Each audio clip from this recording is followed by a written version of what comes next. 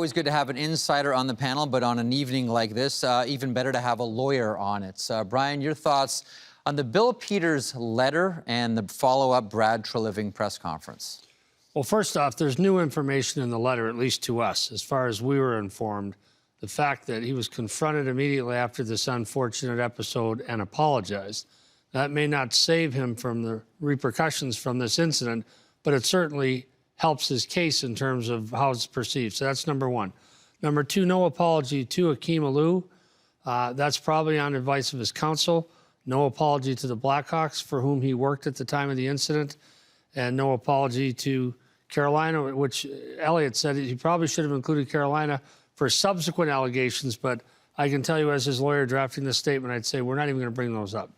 Well, it's pretty obvious here what's going on, and that is that, Bill Peters is not only trying to save his job, he's trying to save his reputation, but he's also trying to prepare himself for whatever might be coming in a legal setting after this is all over, at least in terms of his coaching of the Flames. And, what this is proof of, Brian, is that this story is just beginning, unfortunately. It looks like there's going to be a legal battle, not only for his salary.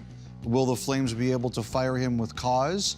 He's going to meet with the National Hockey League at some point. Will there be punishments that could be handed down by the commissioner, Gary Bettman? But also, are we going to be looking at some kind of civil matter or something like that? And I'm not sure there's any precedent for this case where a coach was fired due to a morals clause. Most coaching contracts include a morals clause, which requires the coach to act to a certain level of decorum. And if he doesn't, they can fire him for cause.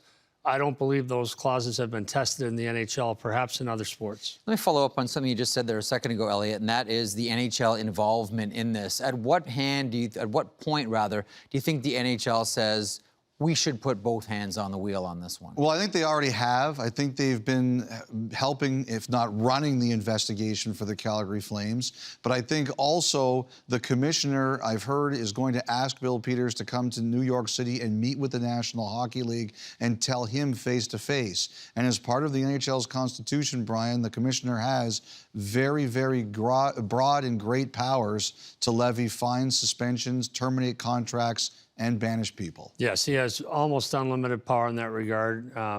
Also, I think he's also going to interview Akeem Alou, the commissioner is as well. So there's a lot of work to be done yet. Certainly. There'll be no quick end to this one. Brad Treliving saying he hopes for another update on Thursday, so this story is not over yet.